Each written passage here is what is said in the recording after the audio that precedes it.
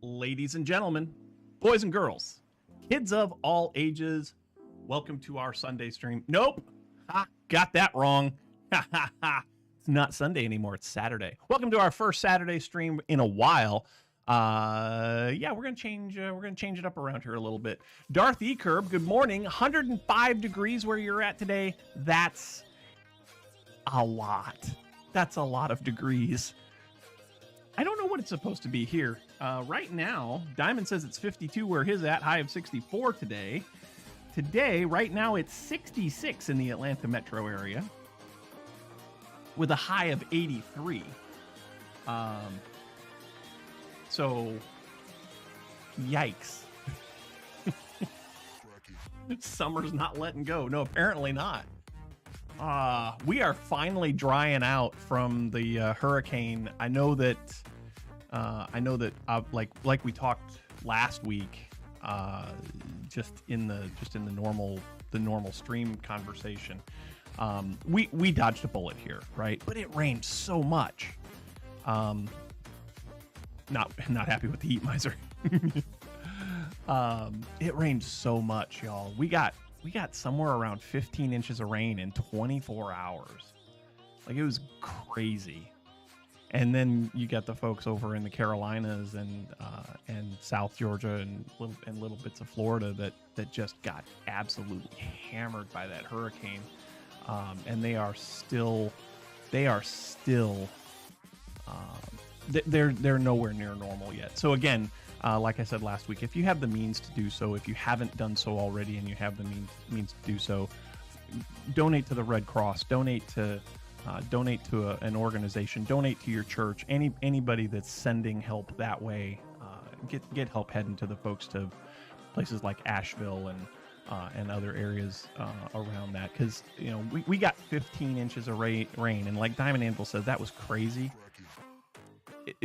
It's even worse over there, and that storm was headed right for me, and then it just decided to go right instead of straight up the gut of Georgia. So we got lucky, others did not. So if you have the means, then please make a donation. They can use all the help they can get. But yeah, we're live on Saturdays now. Mrs. RB asked me a couple of weeks ago if I would consider changing my stream days from Sunday to Saturday. Sun Station out of Savannah, yeah. So Savannah got hit. Savannah got a lot of rain, just like we did, and they were on the quote unquote bad side of the storm. So the rotation of the storm, anybody that's to the east of the eye is going to get hit way harder than anyone west of the eye. And we ended up being west of the eye because it's still pulling all of that moisture up out of the ocean, and it's terrible. So yeah, Savannah, the Tybee Island area here in Georgia, the folks up in the Appalachian Mountains. I have a friend who has friends who live in the mountains, and I think it was the eastern side of the mountain. If you lived on the eastern side of the mountain, your house is probably not there anymore. He has a friend whose neighbor's house literally is at the bottom of the mountain now, because it just let go and slid down the mountain. So, yeah. But again, Mrs. RB came to me a couple of weeks ago and said, "Hey, would you mind changing your streams on from Sundays to Saturdays, because there's some stuff that I would like to do on Sundays." And I took it up with my patrons over on Patreon. Well, in the Discord for my patrons, and they all said, "Yeah, that's cool. We can do that." So here we are. It is a Saturday stream, and this is going to be the new norm. So instead of Sundays at 9 a.m., we're going to be here on Saturdays at 9 a.m. And I hope you all can make it every single stream.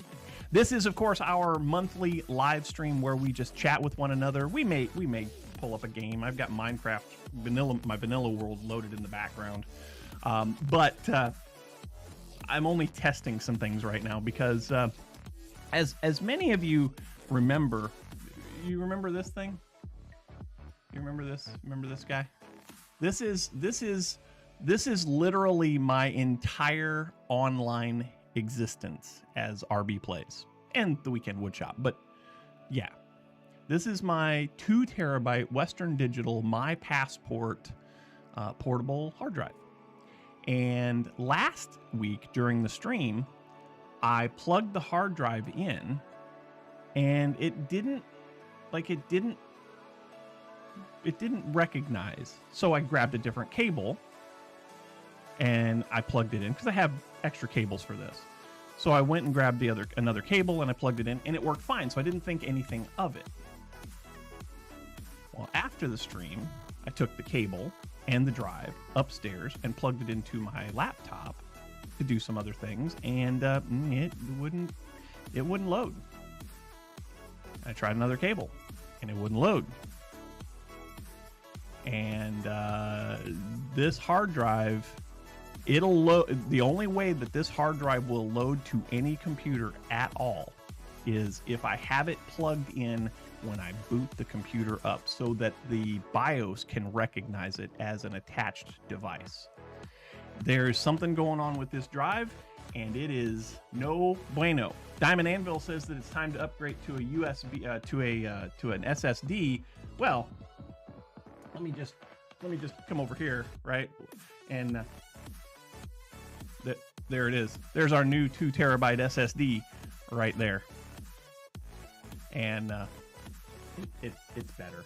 It's better. Now, that being said, we're going to have to really work on a backup solution, because right now everything is fine. Everything is on that 2 terabyte drive and it's good, but we don't have a backup. We don't have a backup solution. Some of you know that I've got a server rack back here in the background. I've been playing with it off and on, and the hardware is so old. It's permanent hardware driven RAID, not configurable, and it's loud as sin, and I'm not super happy about it. I don't know what we're gonna do. So one of the things that we are going to do is we're going to get another one of these 2 terabyte SSDs, and we're going to back our stuff up on a regular basis. Because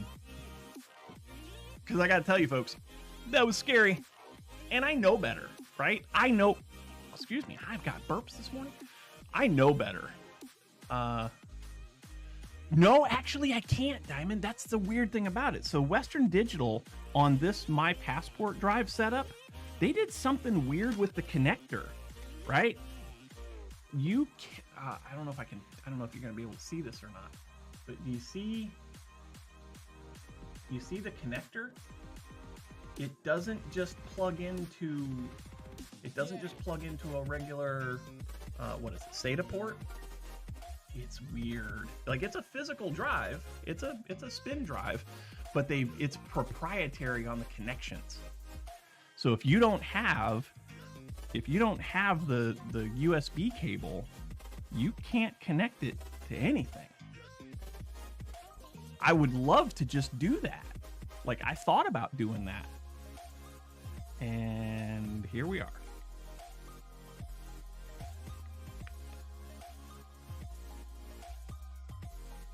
Super strange the way that they did this. I don't guarantee it's a standard connection with a weird connector. That's a possibility. Like, I haven't really dug into this.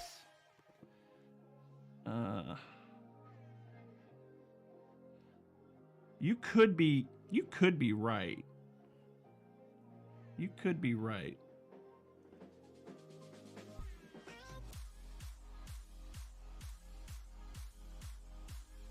I don't know. I'll have to do some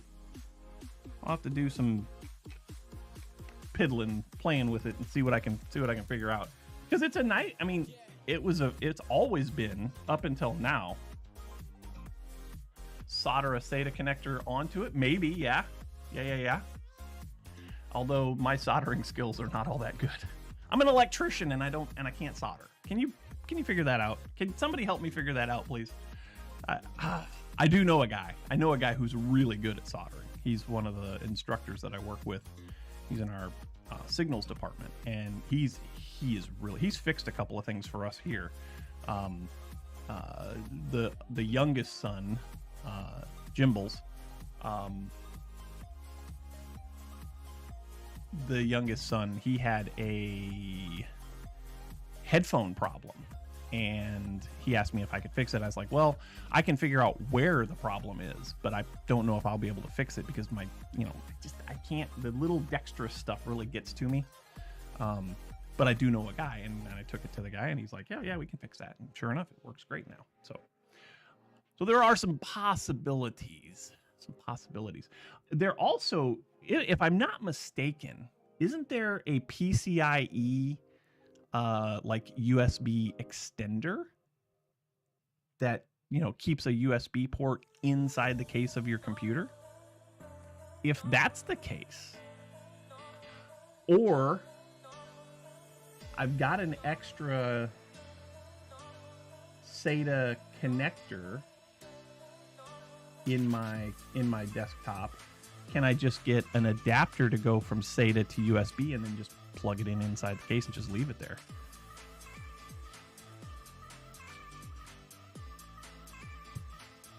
Phone monkey for the last 20 years, hate being on personal phone. Yeah, I get it.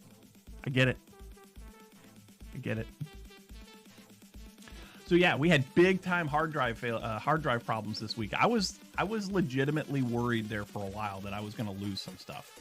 We didn't lose any data, yay! But should have you extra USB and SATA headers on the motherboard. I think I do.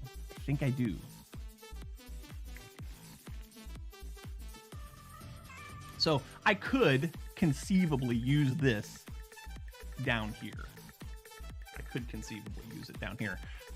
But again, like, how long is it gonna last? Like, what's the issue with this? Why won't it recognize USB in an operating system, but it will recognize by the BIOS? And then, and I also noticed that it doesn't necessarily do it every time. Like, there was one time that I plugged it in and turned the computer on, and USB SATA controller maybe. Maybe I can look that up. Yeah, but there was one time when I plugged it in and then powered the computer on, and it didn't see it. I don't know why, but yeah, it was super scary, y'all. Like, to have my entire life be on this and then have it not be accessible. Ooh. That was rough. That was rough. What are you guys' backup solutions? Like, what are you guys doing to ensure the integrity of your data? Curious. Like, I feel like, for me, having an extra multi-terabyte drive and just having it stored in a safe place is a valid backup solution for me personally. Now, we've got other stuff that I really need to work on getting G-parted and pray. Okay. All right. I can see the benefit.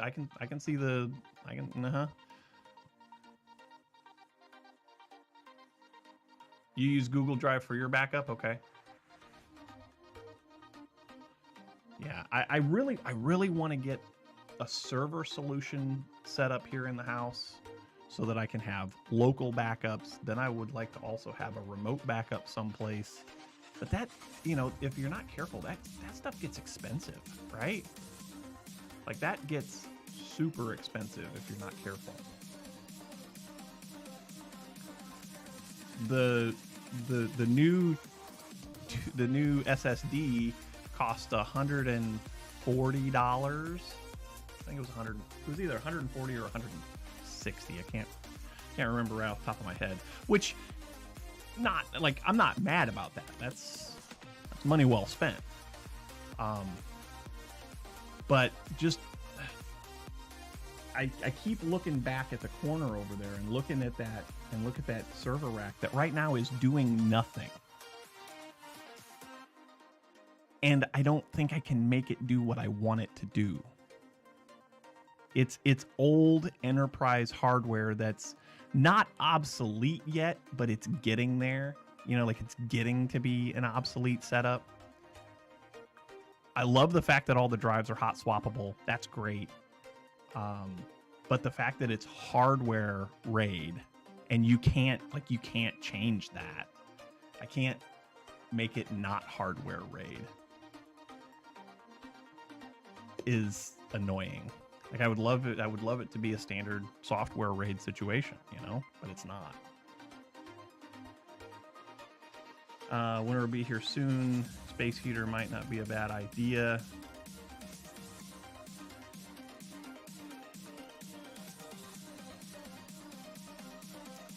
Space heater for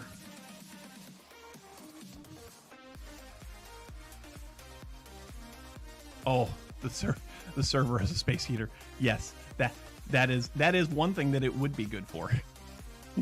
That is one thing that it would be good for. Yes, 100%.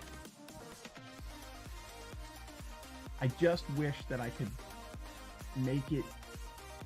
Just wish that I could make it do what I want it to do. You know, and I've been researching.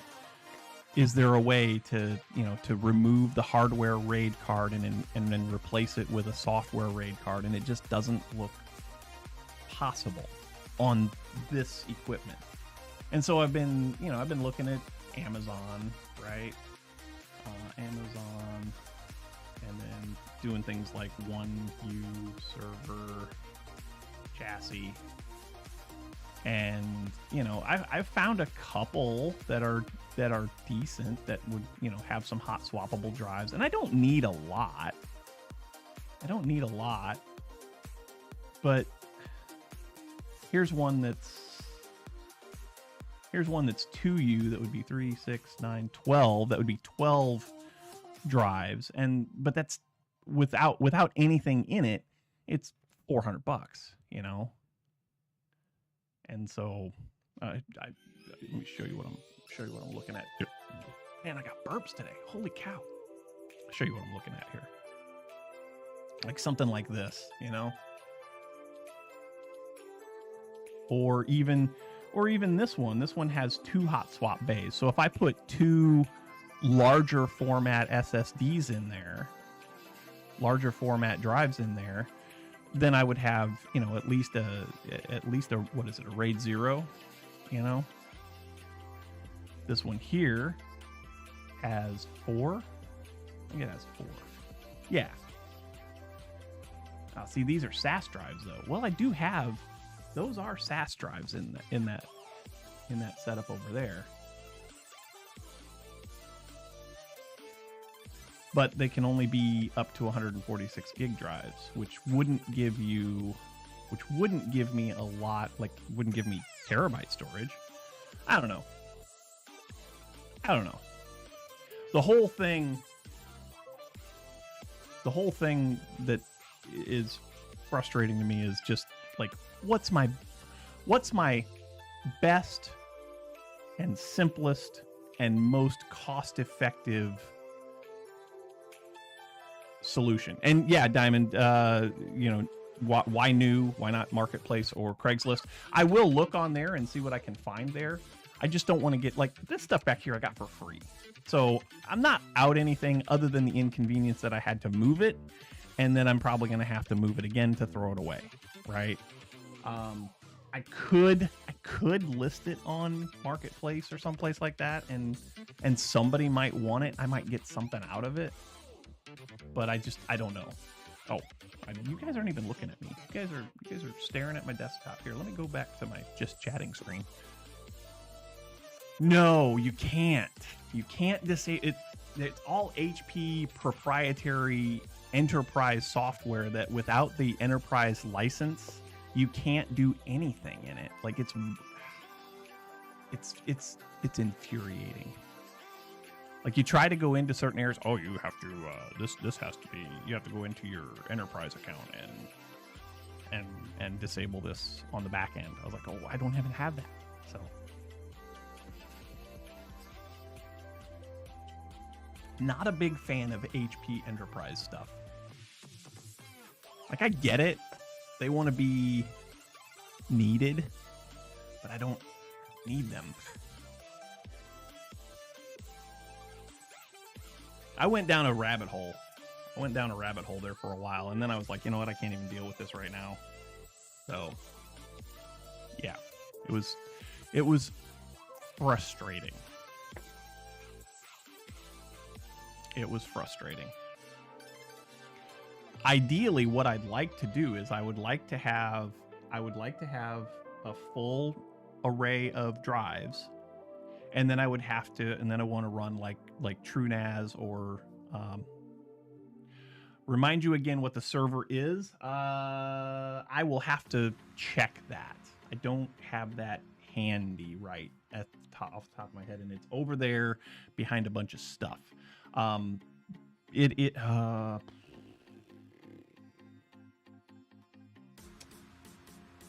Yeah, I'm gonna have to get back to you on that. Yeah, I'll get back to you on that. Do I still have that in my history? HP.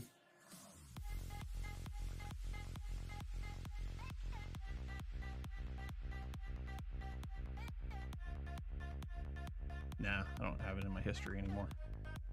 I'll find out. I'll get some information for you. It's probably, you know what? It's probably in the Tech Talk channel on our Discord.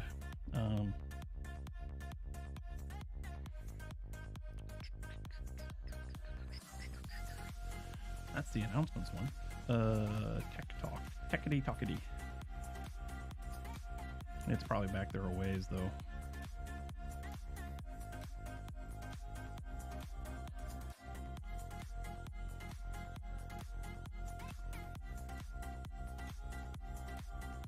Oh, yeah. It goes back there a ways. So, anyway, I'll look it up. I'll find out for you. If you can find some information that would help me do something different with that, I would be appreciative. I might be able to get to that today. Let's see. So, hard drive failure. Check. We've talked about it. We spent a good deal of time talking about that, too. But, yeah, Google Drive as far as a personal backup, not a terrible idea. How are you... Like, are you just manually backing everything up to Google Drive, or do you have some sort of process that does it for you automatically, Darth?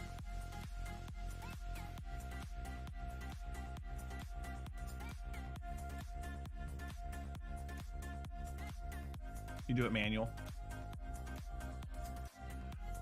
Ooh, that's not a bad idea either, Diamond.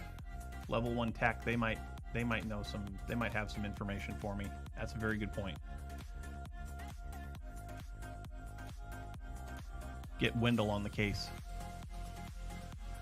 I love Wendell. That whole group over there is amazing. That's the other thing, Darth. I want to try and do something that's definitely not manual. I want to be able to have a process run once a week and back my stuff up and not have to worry about whether it's done or not, you know. There's so many things here that I want to do that I just haven't had the time to do. But I think that maybe will change a little bit. Don't back up Minecraft worlds, but you do back up documents and stuff. Yeah, okay. See, I would need to back up all of that. I've got personal documents. Like, all of my business finances are on that asset, are on that hard drive. We're on that hard drive. All of my Minecraft worlds were on that hard drive. That's actually where Minecraft runs from, is that hard drive. So yeah, all of my stuff is there, and since that's important, then I would want to back up all of it. And to be fair, I've got my resume on my Google Drive too, and that way I can get to it from wherever I am. You know, if I feel the urge to send my resume to somebody, all I got to do is open up my phone and go to Google Drive and send it. You know. So I get that. Are there? Okay, good to know. Diamond says just Google Linux backup to Google Drive, and there's a zillion solutions. Nice. Let me pull that up right now. Linux back up to Google Drive. There's a There's information in the Debian subreddit. Stack Overflow, Snap Shooter, how to schedule file backups to Google Drive in Linux. Love it. Backup on Google Drive in the Linux Mint forums. Yeah, cool. All right, good to know. Business info on removal of media or cloud.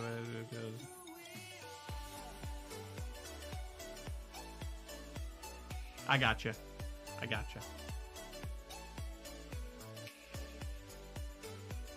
All right. Well, that using rclone to sync files to Google Drive in GNU Linux.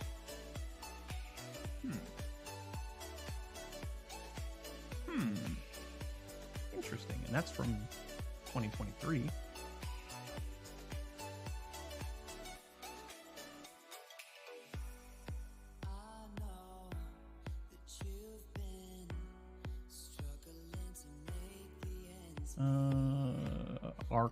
rclone. Looks like a lot of folks are suggesting rclone. Is that in the software center here on Mint? Probably. rclone, rclone. It is.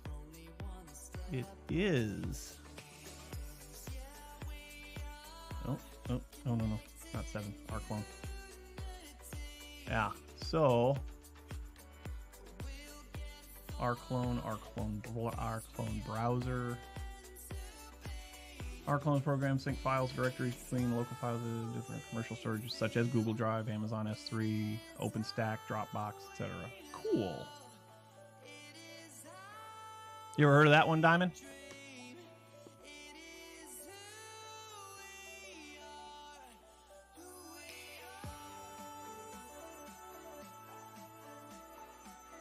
That's interesting. I need to add something here. Plus.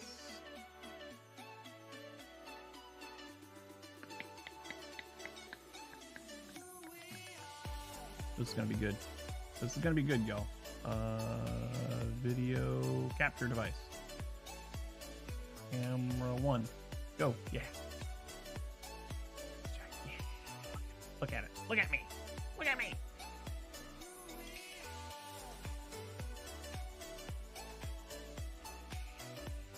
You just look at me.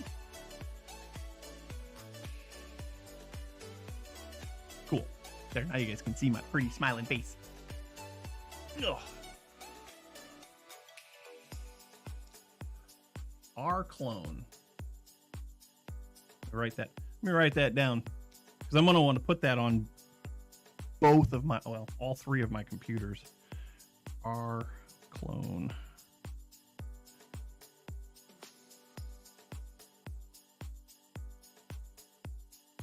Probably also want to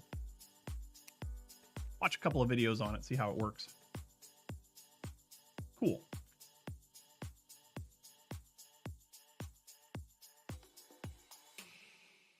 All right. Is that enough chat about backup solutions? I feel like I'm in a better place than I was before. But still sticking with hardware issues, still having that issue with running Pretzel from the second laptop over here and piping it into the streaming the gaming PC over here. I'm wondering, so I bought new filters and new cables. And it's still like, can I? Here's what I can do. I can bring this over here. I can bring this over here. Oh, yes, that is absolutely true, Diamond. That light, best investment I've ever made. Now, this is going to get a little matrixy here for a second, but I want to show you guys something. I made I made a comment about it when it was happening, but I want to show you what I see on the Pretzel Rocks channel. So you guys hear Pretzel Rocks right now, and that's because I'm using this PC, the streaming PC, to generate the Pretzel Rocks, and so it's just coming through as desktop audio. But let me show you what I'm looking at right now, right? So let me add this just so you can see it. So we're going to add an audio input. We're going to add Pretzel. Okay. All right. So now you guys see this. This is the music right now. Of course, this is my microphone, my AT2020. This is the channel that I have designated for Pretzel Rocks. You see all of this background noise in there? Like, I've got it muted. There's no audio source coming to that channel right now. I don't even have it turned on, but it's picking up a ton of noise. I'm wondering if I've corrupted the input jack on the back of the motherboard. Oh, it's super weird, right? There's no signal going to that right now. At least there shouldn't be. And no matter what I do over here on the mixing board, again, there's no signal coming from the laptop, so that should be...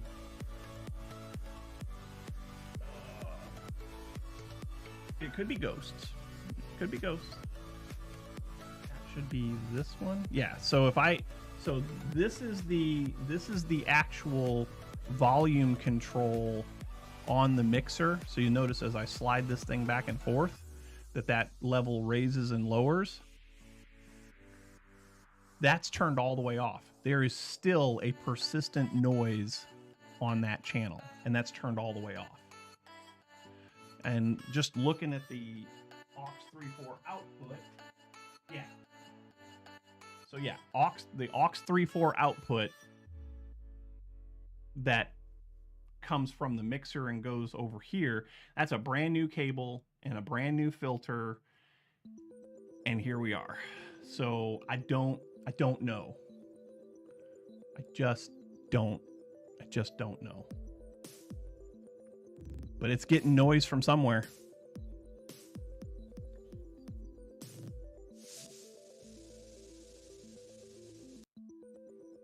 Do I have the computers plugged in on the same outlet? No. No, I do not. They are different outlets.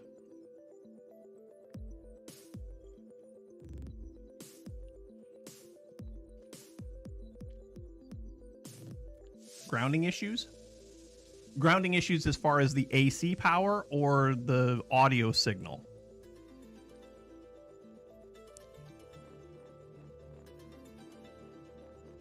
Both.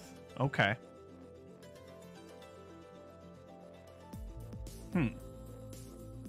Interesting. Interesting.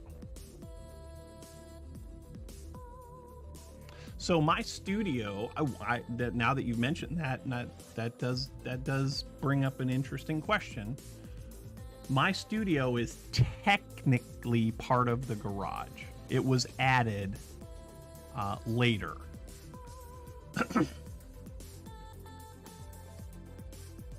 So the house was built in '94. So the house is 30 years old now. It was built in '94.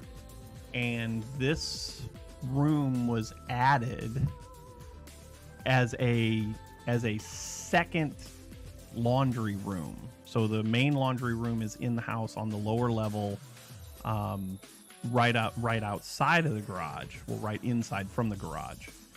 And it was small, and the dryer filter, the dryer vent constantly gets backed up because of the way they ran it.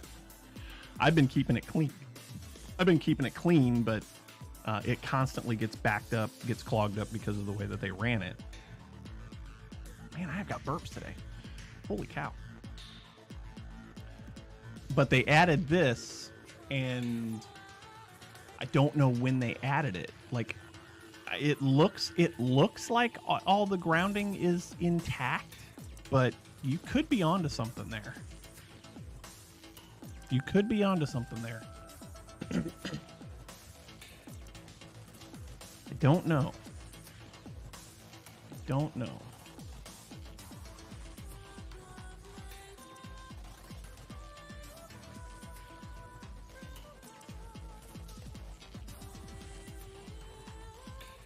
Loose plug in the box, or loose lug in the box? Yeah, possibly. Possibly. Oh, wait a minute. Okay, wait a minute. I have to recant. I'm looking at the way that this is all plugged in together. So I've got this laptop over here. Yep. Let's just go here. Let's just go here.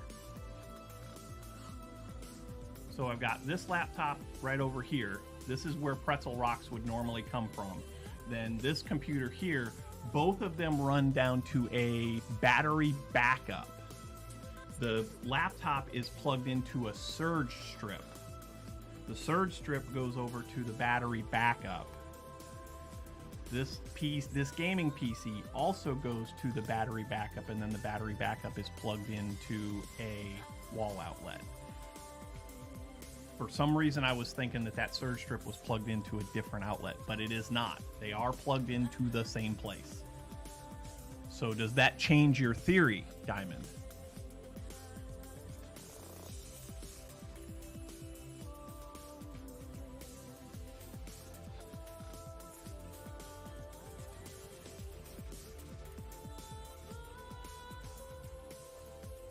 If I... Hold on a second. Well, and also the mixing board is plugged into that same solution as well, that same power source as well.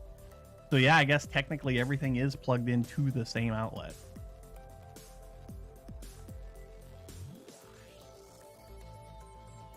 Hard to say, should be fine. Okay. Okay.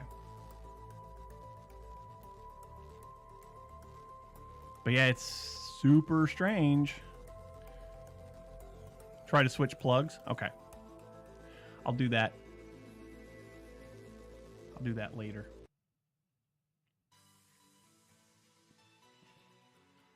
I don't want to gross y'all out, but I sneezed earlier before the stream, and it was not pretty. I was sitting here and I felt the sneeze coming, and I went, oh, and I pulled my hands back and I was like, ugh. Like I had to go, like I had to go and clean up. Try unplugging the laptop from the supply. Okay.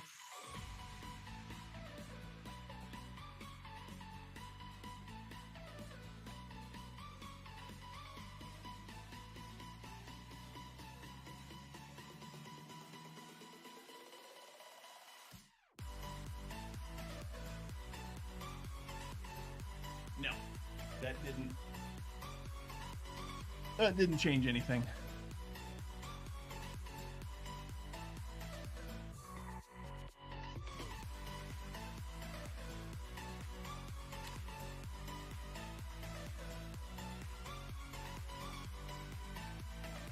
What's frustrating about this is, Diamond, you're a Linux aficionado just like me. If I unplug the feed from the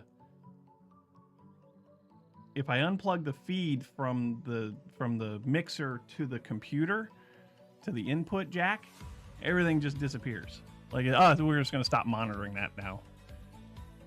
And then you have to reboot, and it's a whole thing.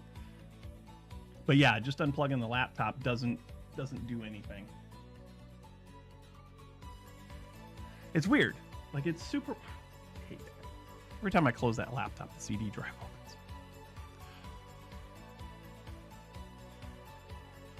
You're a valiant sneezers. Yeah. How are you getting audio out of the headphone jack? So audio out is headphone jack, and then it goes to an input on the mixing board, and then the mixing board takes it and goes over to the input on the audio in on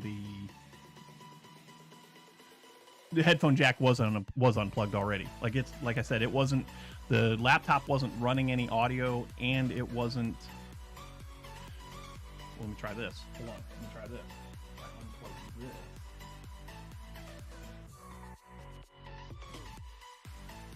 No, that didn't do it. That didn't change anything.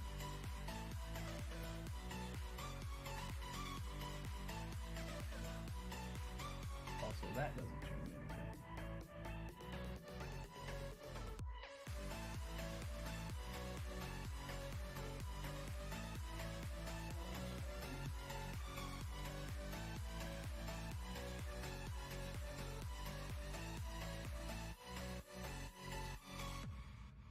If I do that, nope.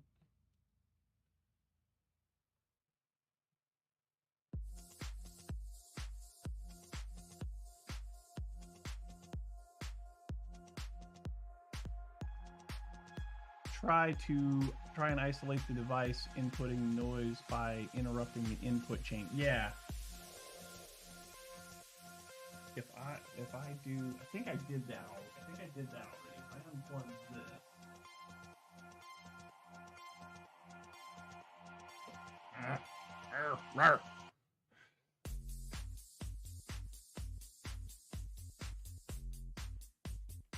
Change camera angle.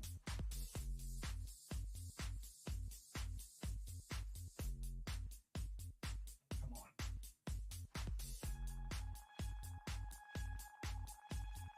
Okay. All right. I have the output from the mixer unplugged that would be going to the input channel for Pretzel, and the noise still shows.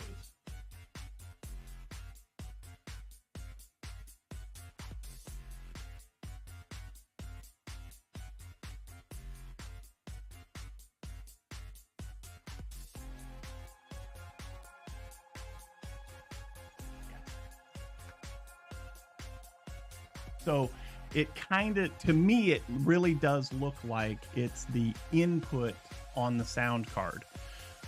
I think a solution to that, is a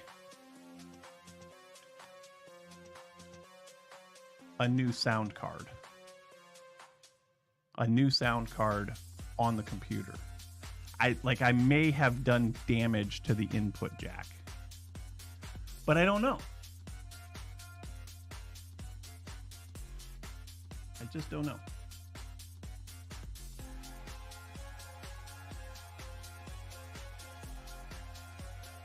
I'm guessing, if you're wearing headphones, I'll give you a countdown, but I'm guessing if I unmute the Pretzel channel, you're going to get noise. I'm guessing. So we're going to do this in 3, 2, 1. We'll let it run for 5 seconds, and then we'll mute it again. So was there a noticeable noise input when I unmuted that?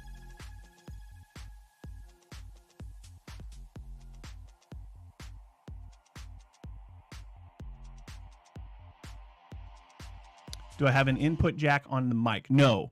This is an XLR mic, so this goes straight from the cable here over to its own channel on the mixing board.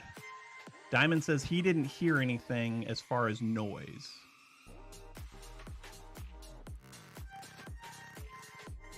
You didn't hear anything either. Okay. All right. All right. Hold that thought for a second. Ah! Stop it. 2, 3.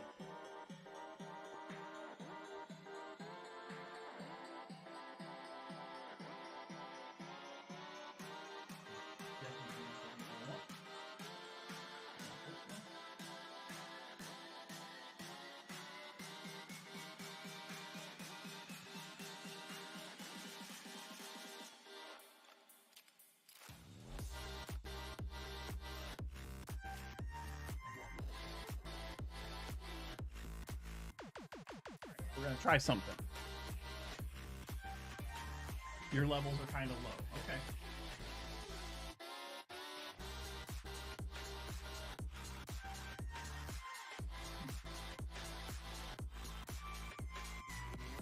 We're gonna try and move Pretzel over here.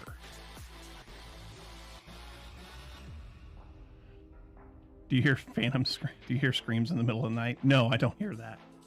I don't hear that at all.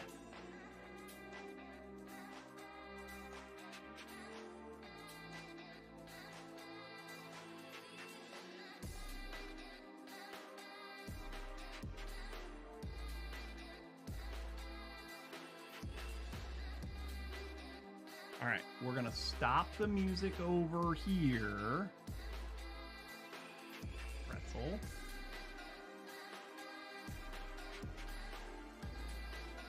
All right, we're stopping the music. His wife does so. Probably. Probably. All right, and then we're gonna turn this on.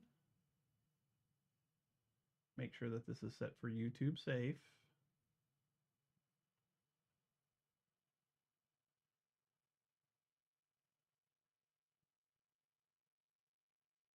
Yes, it says YouTube safe. Okay.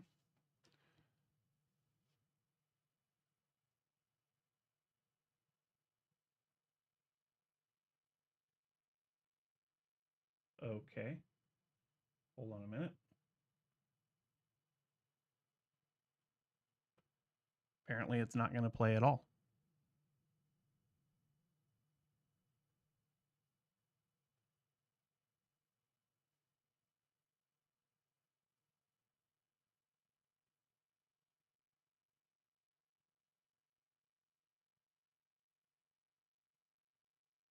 Oh, that might help.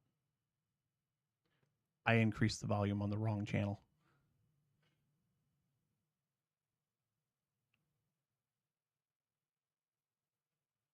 That didn't help either. Oh, it's muted still. Oi. No, that's still not. It's still not doing anything. I don't understand. I don't understand. What is going on here? Why? Why me? Sound settings. Applications. Google Chrome. Yes. Output. 2. Headphones. Yes.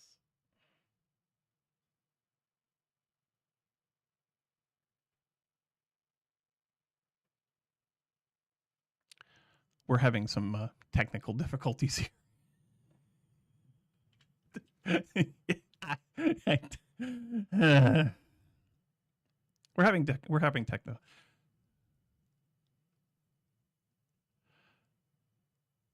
Do you have another input jack on a camera or other USB device? Not on the laptop, no.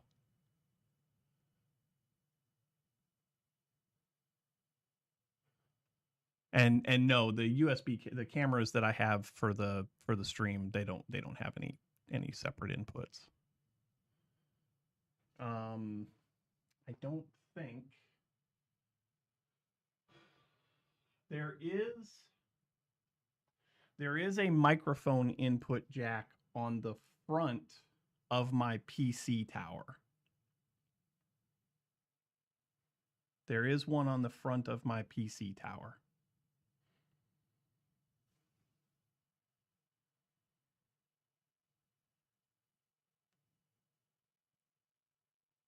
I suppose, yeah, if I got a cable that'll do that. Let's see what I got here.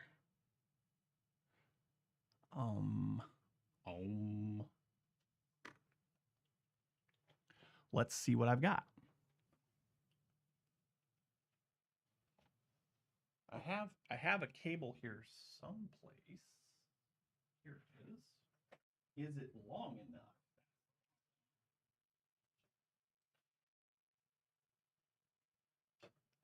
It's not very long.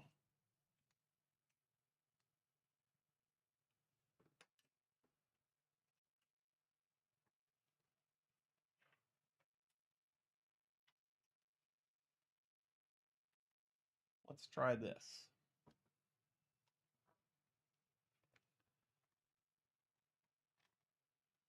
Let's plug this in here. That is microphone, right? Yes. That is microphone. And then let's plug this in here. Oh, that got louder. I feel like that got louder. Did you guys hearing any noise now? Properties. Not yet. Well, it's not. I'm talking just like a hum or a hiss or something, you know.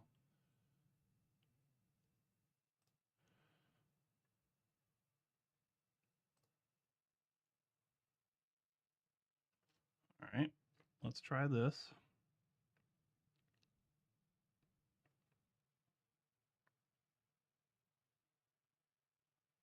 I don't have a noise gate set up on it. Ooh.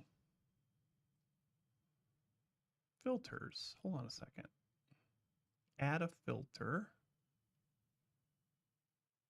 Noise suppression. Okay. Ooh, that might be something. Ooh. Okay. Pretzel. Sign in. I hate that I have to sign into Pretzel every time. View player.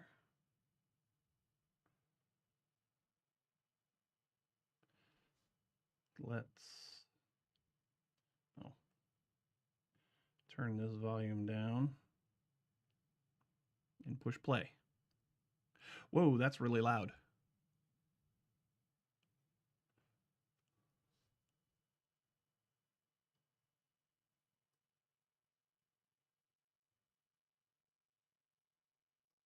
No music there.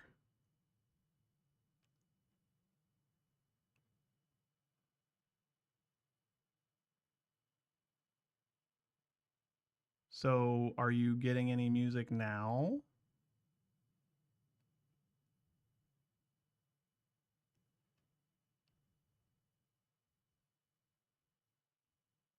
Huh. Because it's definitely showing as going to YouTube or going to the stream.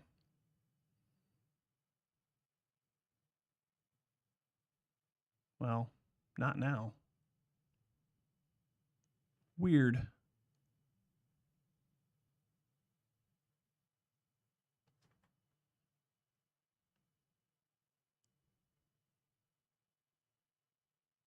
How about now?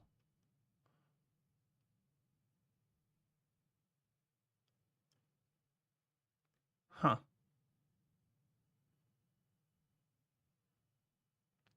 Well, if I unplug this, bet you hear it now.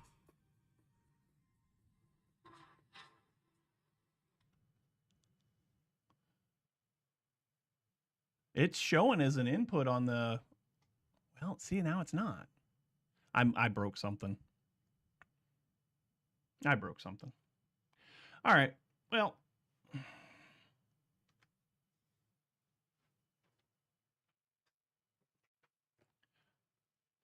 I'll have to keep playing with it. I thought I had a fix there for a while, but I do not.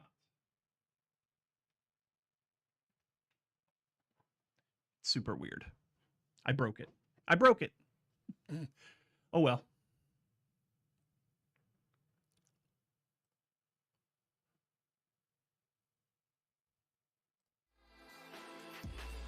Music's back.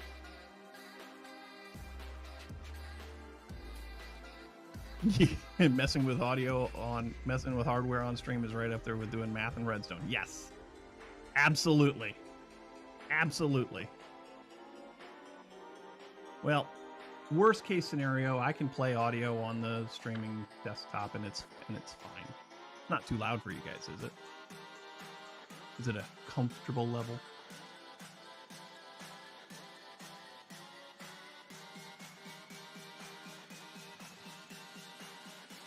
It's a bit loud. Okay.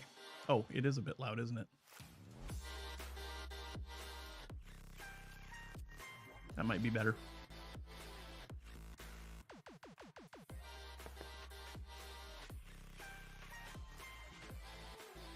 Lower, please.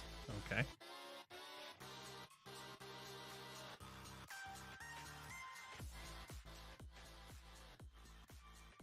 How that?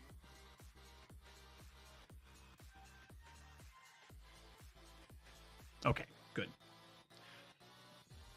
So, we have made no progress on fixing our audio issue for music. For das Musica. That's like 3 different language right there. Anyway, the next thing on my list that I wanted to talk about today is I'm kind of excited for vanilla, y'all. Vanilla Minecraft. I'm kind of excited for it. I've been doing a lot of stuff in my vanilla world, and I've been at peace. I've been at peace. I'm a vanilla no, not good. I'm a modded Minecraft guy. Always have been. But there's something so peaceful about vanilla Minecraft, you know? Yeah, that's the other thing. It's definitely a Linux thing. It's so finicky with the way that it loads different resources that it's hard to know for sure if a fix is fixed, you know, unless you restart. And I can't restart in the middle of the stream. And the other thing is that I can't really test it unless I'm streaming, because I don't know what you guys hear. I can do an audio output from OBS and do a monitor thing, but that's you get all kinds of feedbacks, and you prefer modded but can appreciate vanilla now and then. Yeah, see, that's kind of where I'm at too. Yes, I saw the noise in OBS, but what was weird was I also saw it capturing audio in OBS, and you guys said you couldn't hear it. So I don't know. Don't know. It's super weird. It's super weird. Now, I have not updated my single player world to Minecraft 1.22 yet. It is still on 121. So I think this week I'm going to update it to 122. That way we have access to the crafters and all that good stuff, because I've got some ideas for the vanilla world. I want to get all of the gold from my gold farm and turn it into gold blocks automagically. The same thing for my iron farm. We need to update the iron farm because it is currently broken. It got broken a version and a half ago of Minecraft, I think. And so we need to do...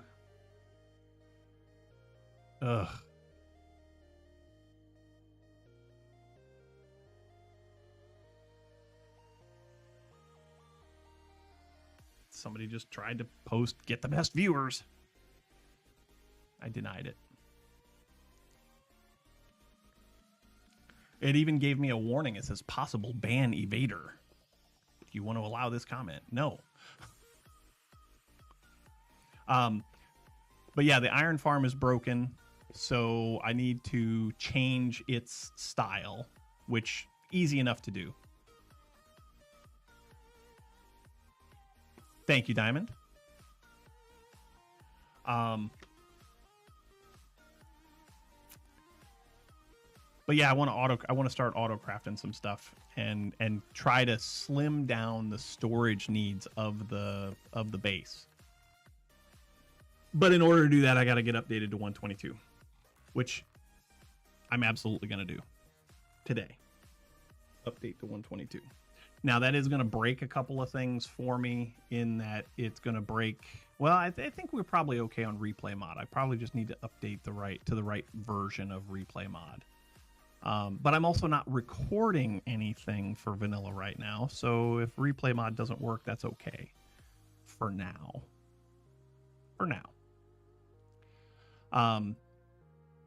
But yeah, I'm super excited for vanilla.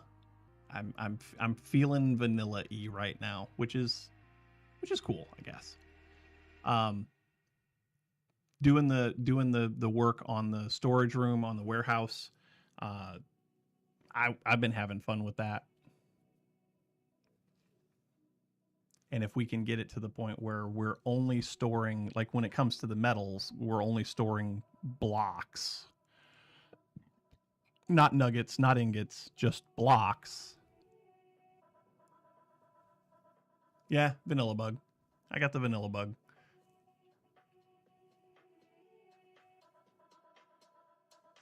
And then of course, all the new stuff that's coming soon with the shaded gardens. Shaded gardens? Is that right? Is it shaded?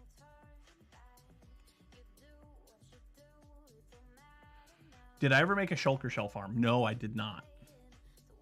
Make some of them big farms like that scare the living crap out of me. I don't know why. They just scare the crap out of me. I'm so afraid to die in my world and lose everything, which I've done. I went exploring a while ago and I was looking for an azalea tree. And so I was looking for a lush cave, and I went down into a cave that I thought was going to be a lush cave, and I lost everything. I lost all my armor. I lost all my good tools. And you know, I got a lot of that stuff back, but still I lost everything, you know? It was annoying. I do need to go to the end. Yeah, I have villagers, so the diamond gear is not an issue. That was all netherite gear that I lost. Because by the time I couldn't remember where I was because there's no map in vanilla. So it doesn't give me a death marking, you know,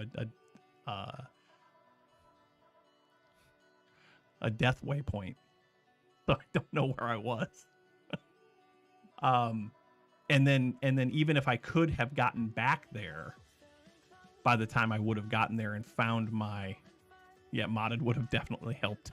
By the time I would have gotten back there, the 5 minutes would have been up and everything would have despawned anyway. Because I was far away from the base. I was at least 1,000 blocks. There's a resource pack vanilla mechanic for location on screen. Okay. Is that in the Vanilla Tweaks website? I know Vanilla Tweaks has got a lot of stuff. Okay. I'll check it out. Because, I hate losing all my stuff. And that's why I never go anywhere. And that's why I never stay up at night. And that's, I hate losing my stuff. I work so hard for this stuff, you know? And you're right. I've got villagers. Bedrock has the ability to have coordinates on the screen. I mean, we've got the ability to have coordinates on the screen too. It's just I didn't have them up and I have no idea where I was, you know?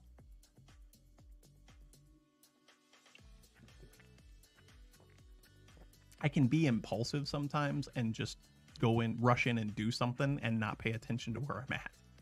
And I paid for it. I very much paid for it.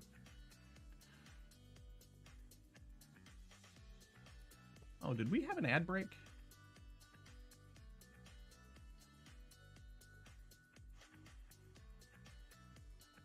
We must have had an ad break because it's counting.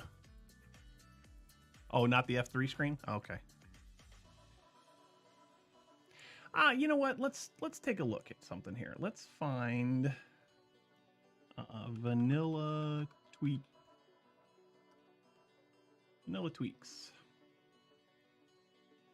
You said it's a resource pack? Ads equals yes. Okay. I was so caught up in talking that I forgot to mention that ads were incoming. But we should be good now until the end of the stream. Shouldn't be another ad break anymore. Resource packs. Coordinates. Solid honey. No, I don't care about that. Cherry picking.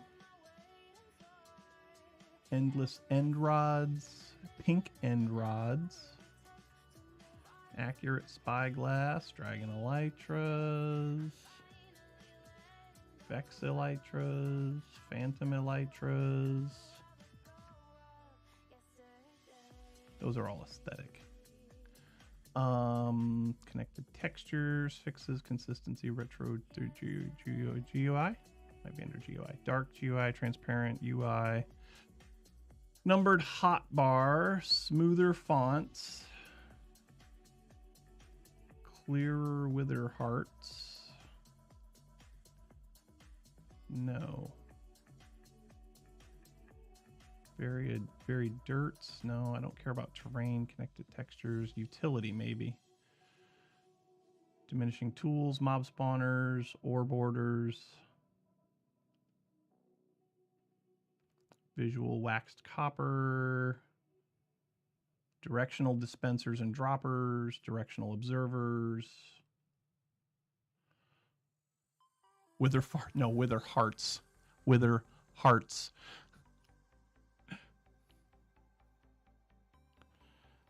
Visual sapling growth. Yeah, that sounds cool, but no.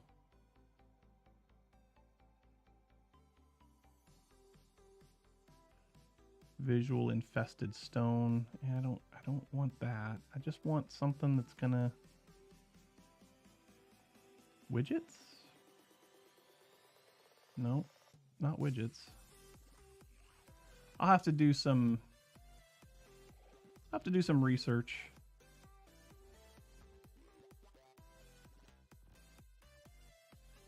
And see what I can find. Colored ping indicators. Yeah, I don't see it, but I'm sure there's something here someplace. It's a quiet connected texture variation.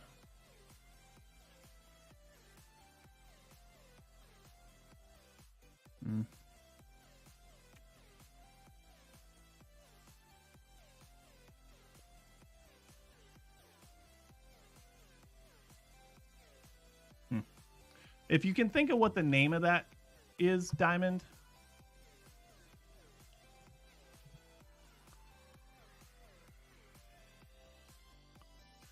Turn keep inventory on for death. I don't want to do that. That seems like cheating. I would rather go back and get my stuff, you know. I want to learn from data pack informative.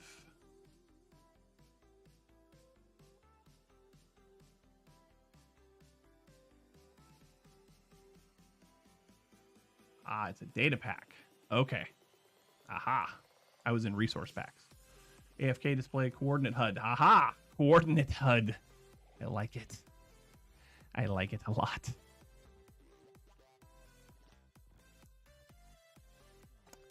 Yup. We'll get that one.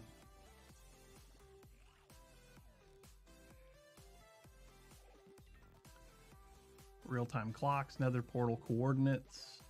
I don't really need that. I've always been fairly decent at getting my nether portals to link up. It's just a divide or multiply by 8 kind of a thing.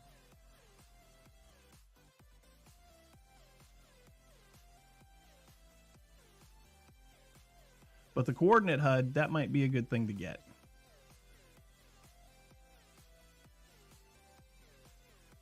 We'll go ahead and download it.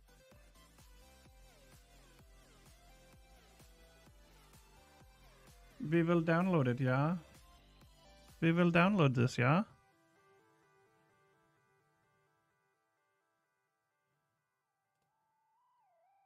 There we go. Vanilla Twix. Vanilla Twix. That could be entertaining. Vanilla Twix. I like Twix. All right. Anyway, so we got that data pack. We'll get that installed at some point. What was the name of that one again? It was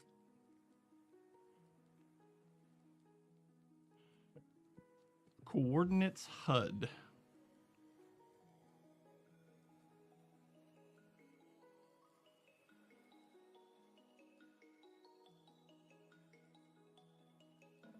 Okay, done. I'm writing down notes for myself. Player head drops, mob head drops. Do we want player and mob heads? I would do that on a multiplayer server just because.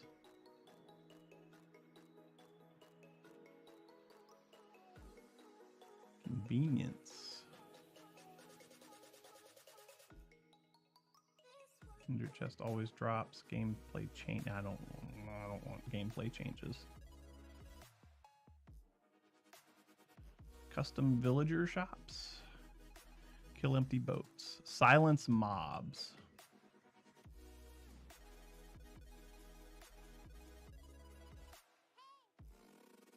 I don't know if I want to. I don't know. I don't know that I want to silence. I would think I would want to do that if I was on a multiplayer server, but I don't know if I care in my vanilla world. You know.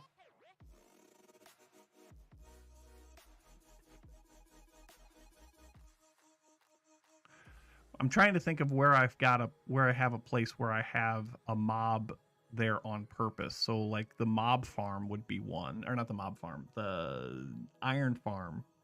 So maybe being able to silence the zombie at the iron farm. Villagers, sure. Sure. Yeah, you know what? Yeah.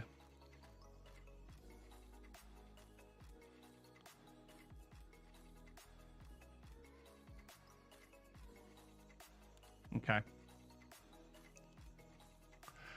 Yeah, because if I go, let's do this real quick. Let's do this real quick. Let me just show you.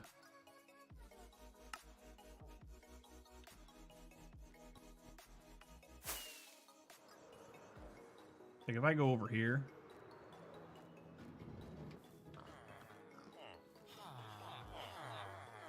That's not annoying at all, is it?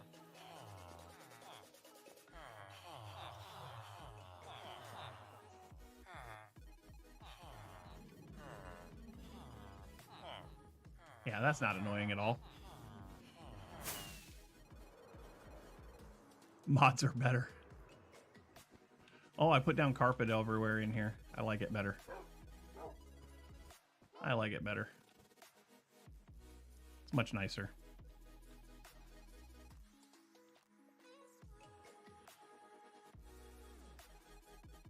Oh, you caught me with my finger in my eye.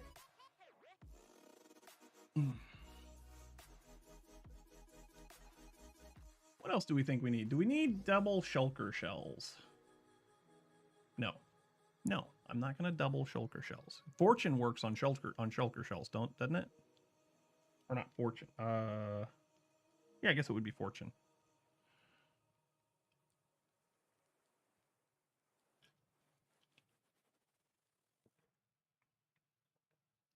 Resource pack quieter portals. That could, yeah.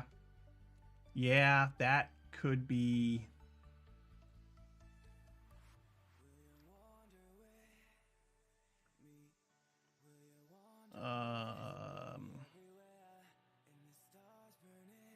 Peace and quiet. Quieter rain, quieter thunder, quieter explosions, quieter nether portals.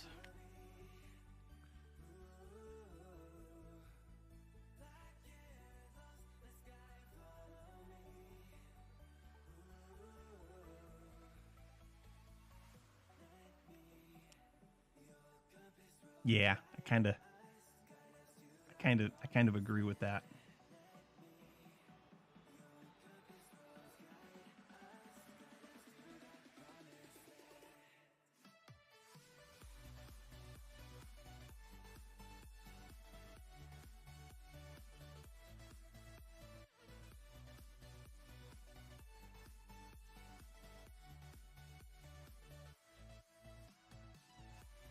Okay. I like it. I approve of this message.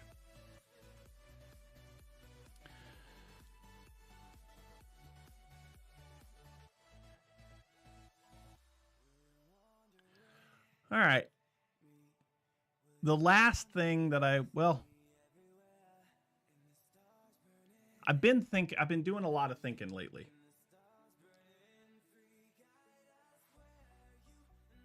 Tend to put portals away from your base. Yeah, I understand that, and I fully support that, but what if you need a portal at your base? You know, like what if you need a portal in a very specific place and you're there a lot? That gets to be annoying. Like the portal in my world,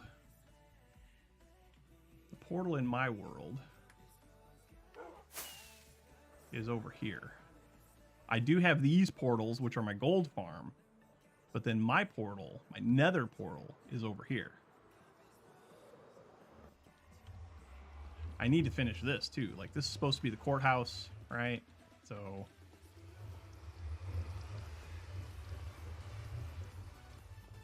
but this is where my nether portal is for...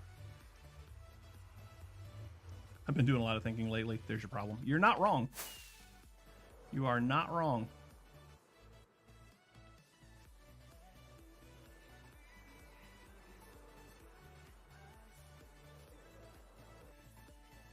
I've been doing a lot of thinking lately.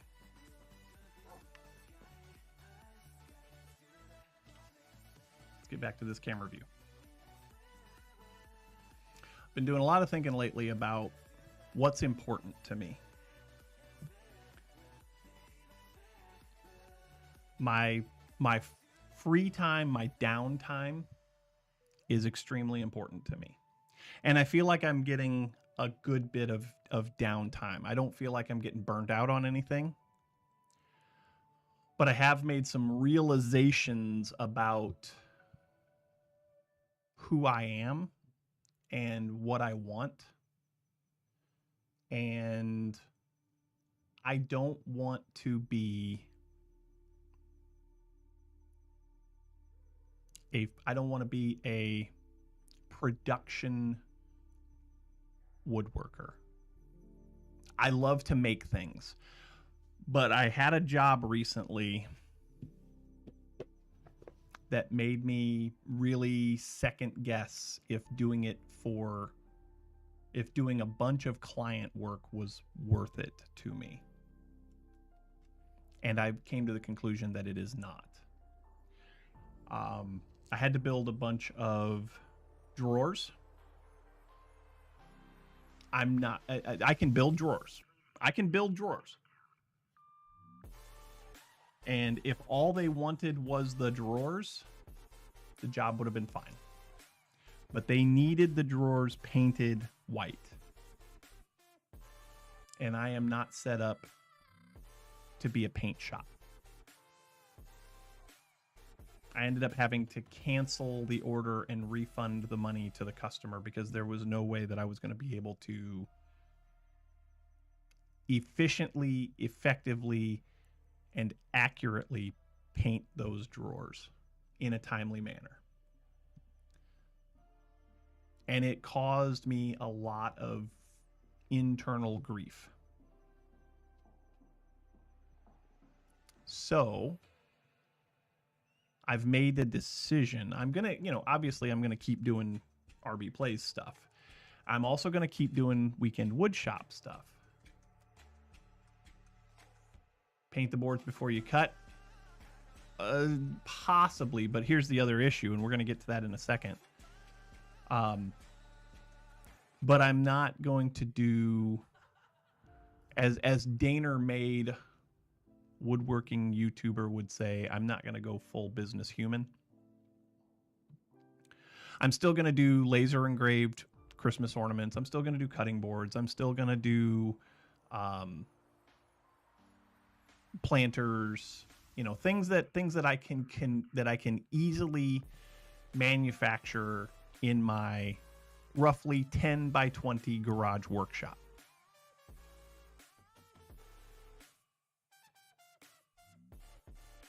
But I'm not going to do any painted projects because until I can fix the humidity problem that I have in my garage, paint doesn't dry. That's where I ran into the problem. Whether I would have painted those boards before I cut them or not, paint in my shop does not dry. And I am not taking them in my house. I love my house too much to get paint anywhere inside of my house. unless I plan on painting that room anyway. But those drawers, I made 6 drawers. Those drawers are still right on the other side of this wall. They have been painted for 10 days. They are still tacky. They will not dry. They will not dry. Yeah, exactly. Fix the humidity problem. I live in the South. The customer didn't have the ability to paint them either. The customer had an expectation that they would be delivered painted. And I asked about that. I said, are you sure that you can't paint them yourselves? Because this could be a problem. Because I built a nightstand for my oldest offspring. Latex semi-gloss. Latex semi-gloss.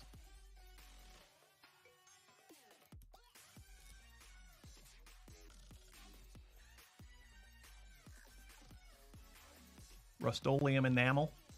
Okay. All right. Let's see.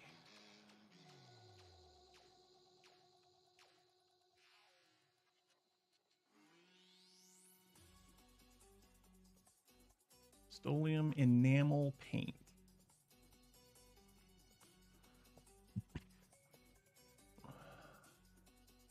Quart for $17. Gallon.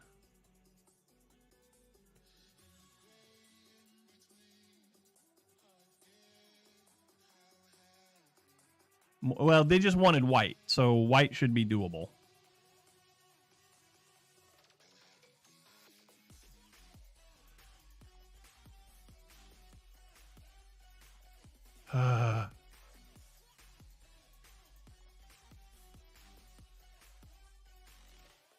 Likely ban evader restricted.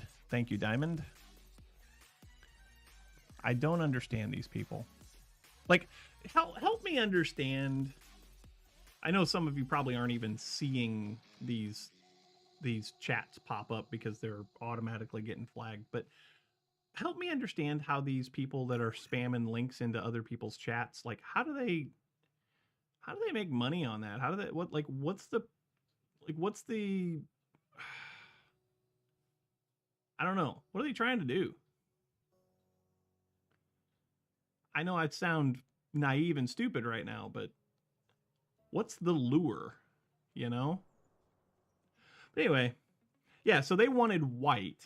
Now, I have not tried Rust-Oleum paint. And it looks like I probably could have gotten Rust-Oleum for about the same price as I paid for the latex semi-gloss. And I probably could have sprayed it better. Like, I have a paint sprayer, and I probably could have sprayed it better. I guess I'll try that. I guess I'll try to make a project for myself, and I'll try that paint instead. But we're going to significantly limit the types of things that we make in the Weekend Woodshop. We're gonna limit the things that we're gonna make, because it's just, I was so stressed out about these drawers, and I ended up having to refund. I ended up having to give the customer a refund because there was just no way. I was not gonna let those drawers leave my shop. I couldn't do it in good conscience, right? I couldn't say, here you go, here's $600 worth of drawers, and have them be the way that they were. I was happy with the construction. They went together nice, but the finish was awful. It was just awful. So, yeah. You know what I mean? Can you raise the temperature in the garage? Server, maybe. Not efficiently. Yeah, exactly, Darth. That's where I was. I was like, I can turn out products, and that's great. But if I'm not happy with them, the customer is definitely not going to be happy with them. Um, but anyway, back to Diamond's question about can I raise the temperature in the garage? Not effectively. I don't have a heating system out there. I don't have a cooling system out there. I don't have a dehumidifying system out there. And now I know we've talked about this in the woodworking chat on our Discord. I am absolutely going to get a dehumidifier for the shop. And I know that there are concerns about, garage doors, smaller hot box. Possibly. And I think the drying issue was more humidity related than anything. I do have the shed.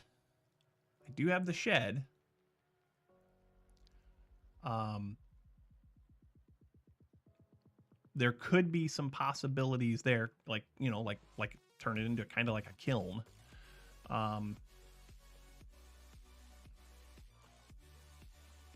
But I think the enamel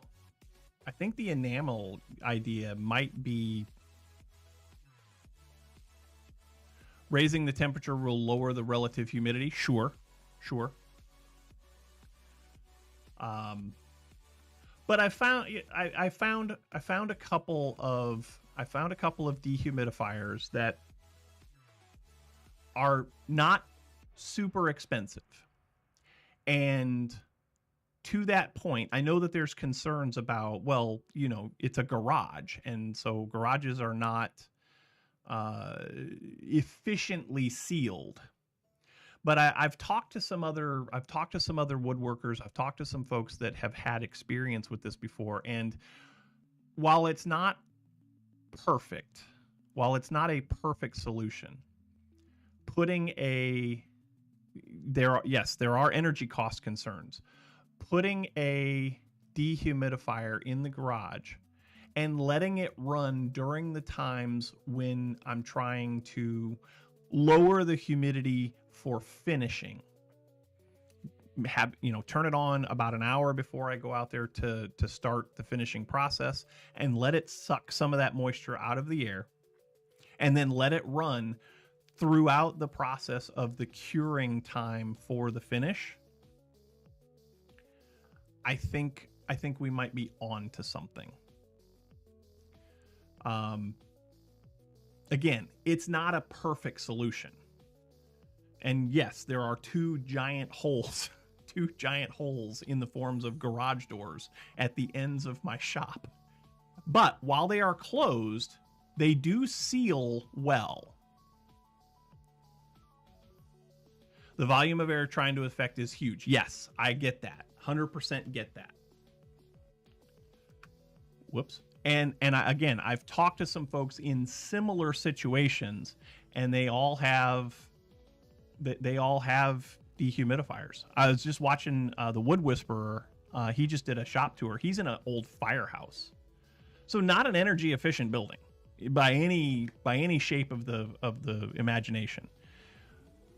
But he said that and he's in Missouri, and he said that one of his biggest concerns is humidity levels when applying finish. And he does all of his finishing in his main shop, the main 2 fire truck bay. And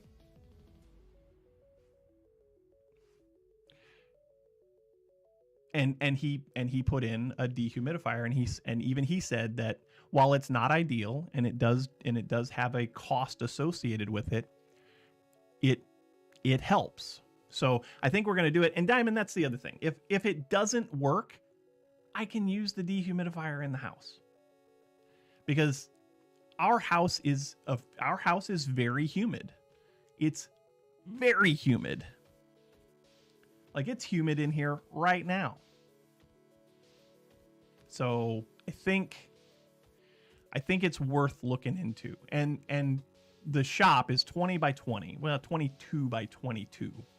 So you're looking at, 450 square feet, roughly. And I can get a standalone dehumidifier that I can put near the garage doors. I've got a space right in between them.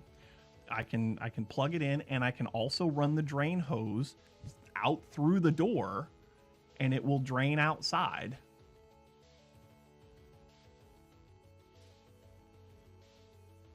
Yeah,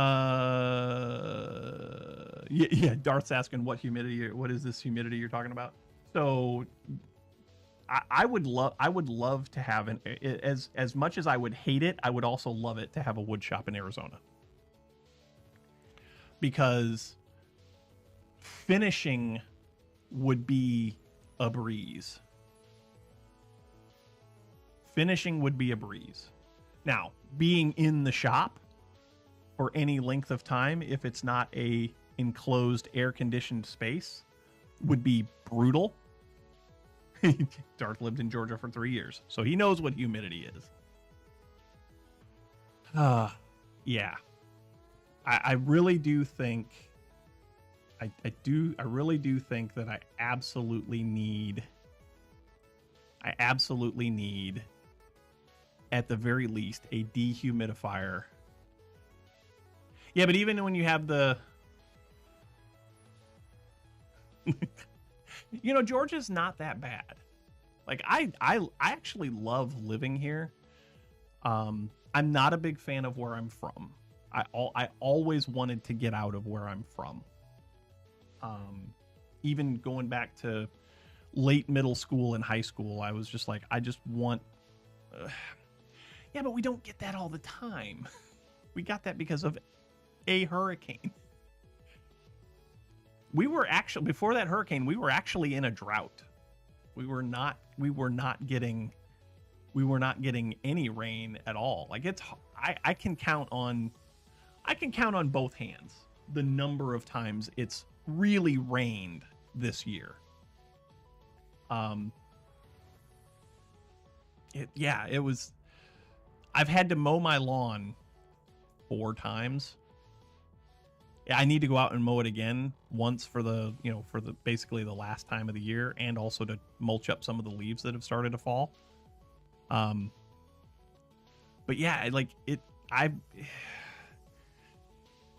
we've had a couple of decent rain events, but then no maintenance rain. I'm going to call it maintenance rain at all to speak of this year.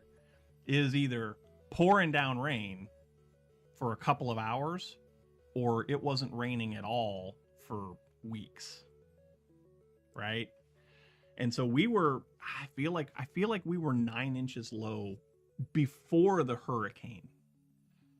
The hurricane has definitely made up for our quote unquote drought conditions, but all of that is surface water. It's not absorbed water. So even having 15 inches of rain, not all of it got down into the soil where it needed to be, right? A lot of it was just runoff. But anyway, if I can get the humidity in the shop a little bit more under control, it's not going to be perfect. It's not going to be perfect.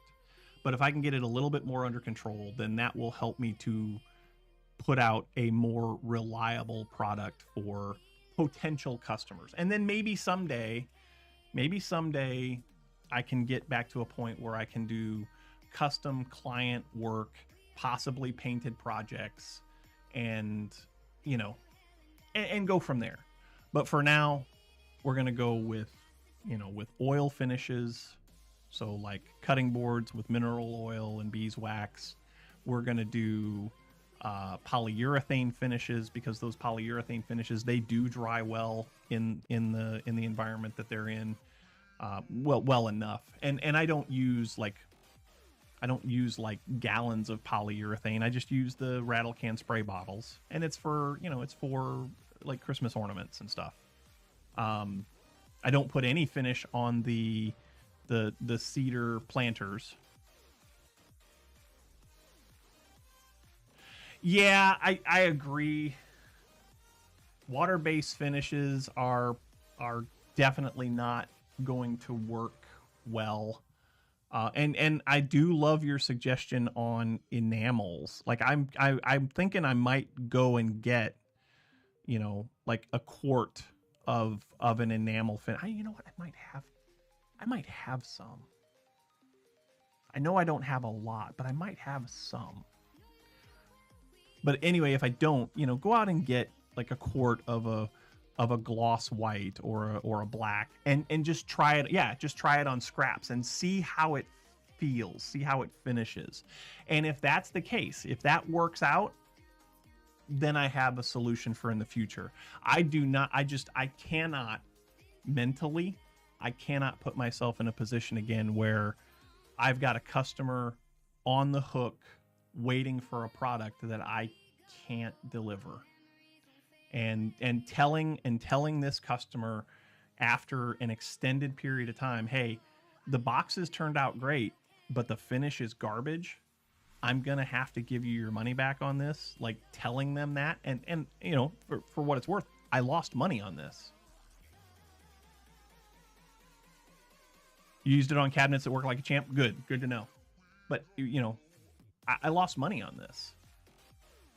I had the plywood for the drawer boxes already, so I didn't have to buy that. But I did have to buy the lumber for the drawer faces. I had to buy the hardware. They were going to provide the drawer slides. I didn't have to provide those, but I had to buy the. I had to replace the drawer knobs. And then I also bought. I already had the paint. I bought a paint sprayer for $90. So I technically lost money on this job. Diamond Anvil wants me to stretch. And I think that's a great idea because we're an hour and a half in and I haven't stretched or anything. So let's stretch.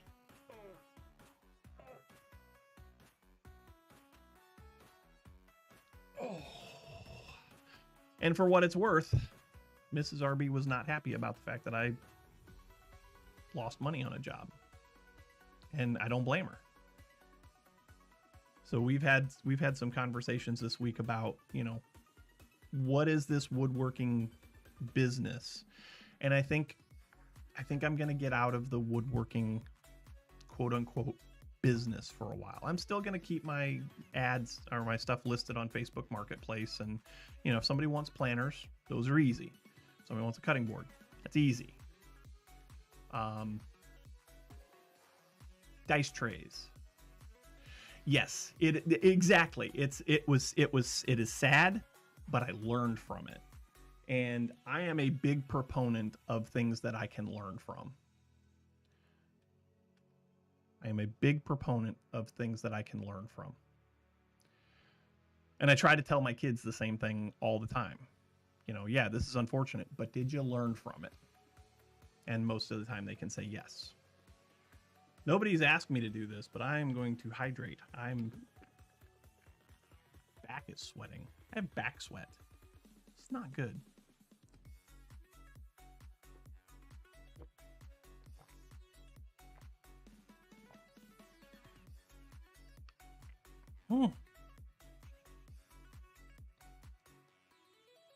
That's not a bad idea, Anvil. Strip the paint, make a dresser, list it on Marketplace. The drawers are 16 inches wide. 16 inches wide by 17-ish inches deep. So they're decent sized drawers. They were for kitchen cabinets.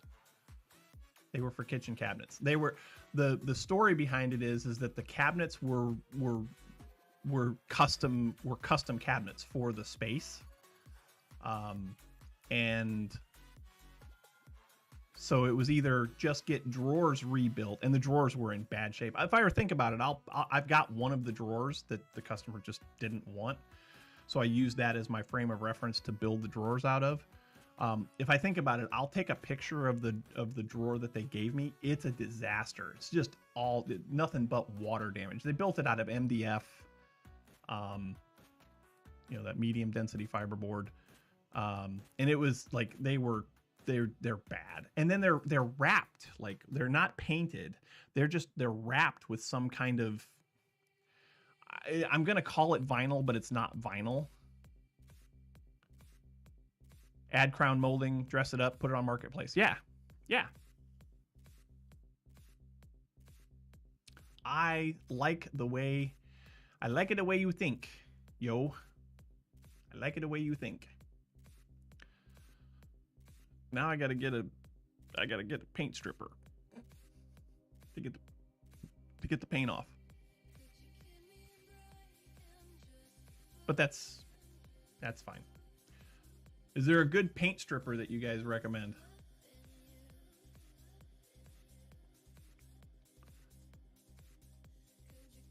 $200 will cover some of the cost. Yeah, you're not wrong. You're not wrong. I also thought about using the drawers in the shop, but if I can get money out of them, that'd be even better. The drawers in the shop do not need to be white drawers. They can just be plywood drawers. So yeah, if I can get money out of it, that'd be great.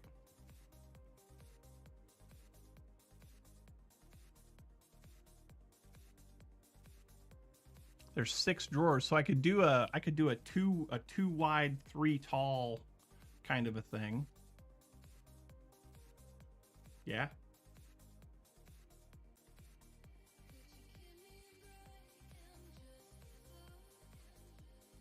And I don't have to make it out of like immaculate hardwoods. I don't have to make it out of oak or maple or anything like that. Taller unit for a bathroom, sure. Yeah. Tall and skinny. I could make it out of MDF, yeah. If it's going in a bedroom, for sure, MDF. I don't know if I like the idea of MDF in a bathroom, but yeah, paint it white. Paint it white.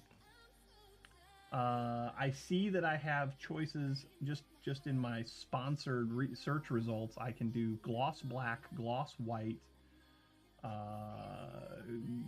gloss red, Ford blue. Oh, that's farm equipment paint there. So yeah, there's some choices, but white would probably be the best.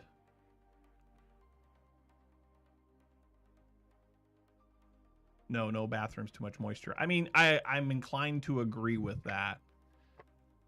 If it's going in a bathroom, I'd rather use a hardwood. But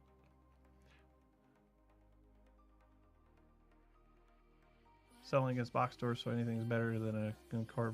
Yeah. You're not wrong, Diamond. You're not wrong at all. You're not wrong. Give it a lath look, yeah, sure.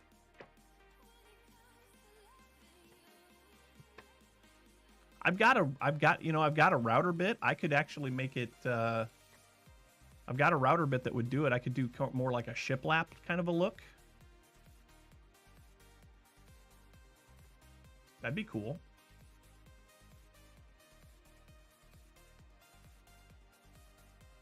Oh, that was another thing that I got in order to try and make the drawers look the way that they. I got on Banggood, and I found a router lift and a router insert plate, and I got the whole thing for $35. It's really nice. I don't have it installed in a workbench yet, but it's really nice. And when you consider that everything else that you find on like Amazon or Rockler or whatever is hundreds of dollars, this router lift that I got for $35 is perfect. And it works, right? Like I don't have it installed, but I've got it set up where I was able to, to utilize some of the functionality just out clamped to a work surface, and it worked great. So $30 is not terrible. Banggood was having one of those flash sale kind of a things, and I got the plate, the insert plate that goes, you know, that sits flush on your workbench. I got that for $9, like $9, and then the router lift was around 20. So, and it fits a standard, you know, 3.5-inch trim router. So it's not high powered, but if you're just doing accents like beveled edges and light cuts, it works fantastic.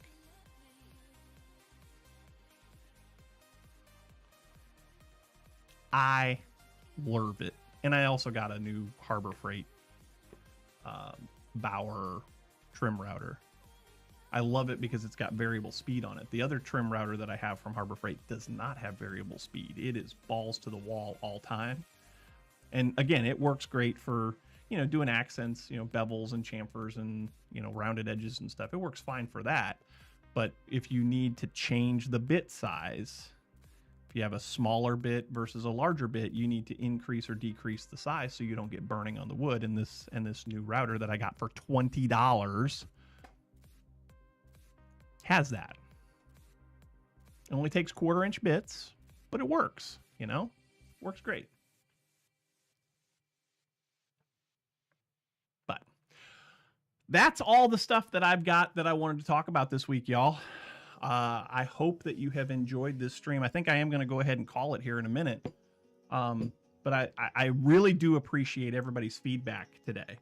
You know, we've tried to work through a couple of things. We've tried to fix some storage woes that I've got, or at least come up with some ideas for that. We've tried to work on some of the audio issues that I've been having. I'll keep on that. I'm not sure exactly what my solution is going to be, but I'll keep on that. And then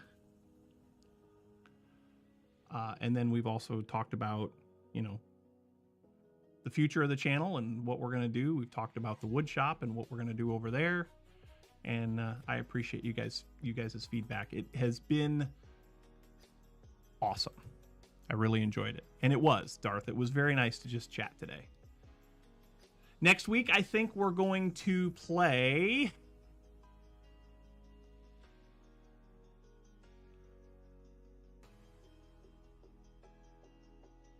Next week, I think we're going to play... Yeah, next week, I think we're going to play Minecraft. I do want to get back into Baldur's Gate. I want to just wander around and kill things and get experience and level up and all that good stuff. Because that was the big suggestion that you all had after the last Baldur's Gate stream, was get these players leveled up to, I think, level 5. I think we're at level 4 now. But I'd have to look and see.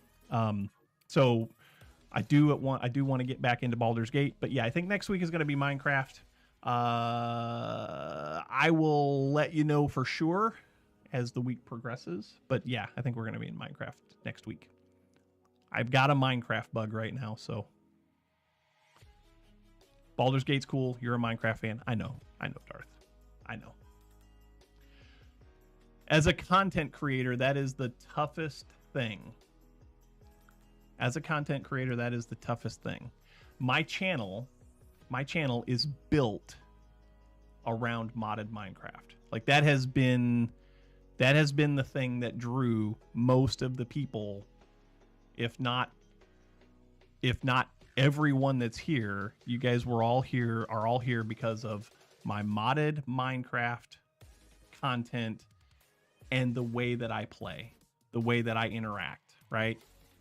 You take either one of those two away, and it's a different feel, right? It's a different feel. And as a content creator, like I got to keep my thumb on that. I've got to keep my fingers on that pulse, because if I start to stray too far away, I may gain some viewers, but I also have the potential of alienating the people who have been here for a long time. And I don't want to do that. So I know that everybody out here loves Minecraft. We will play Minecraft next week. I do want to play at least one session of Baldur's Gate. over the course of the next month. And that advice of playing from the heart is 100% true. And I've been trying to do that. Maybe not streaming that way, but if there's something that I want to play and I don't feel like it's something that will get watched, I'll just play it. Shh, don't tell anybody. I'll just play it. I do have a streamer I like to watch. He plays other games. Yeah, play from the heart, 100%. All right, y'all. Thank you so much for hanging out with me today. I do appreciate it very much. If you like the stream, you know what to do. Hit the follow button. Get notified every time we go live, which is every Saturday now at 9 a.m. Eastern. We're going to be live on Twitch and YouTube going forward for the foreseeable future. I hope to see everybody back here again next week. You are all invited. Love you to pieces. You're all invited to come back next week. But until then, get off my lawn. Love you guys. See you next week.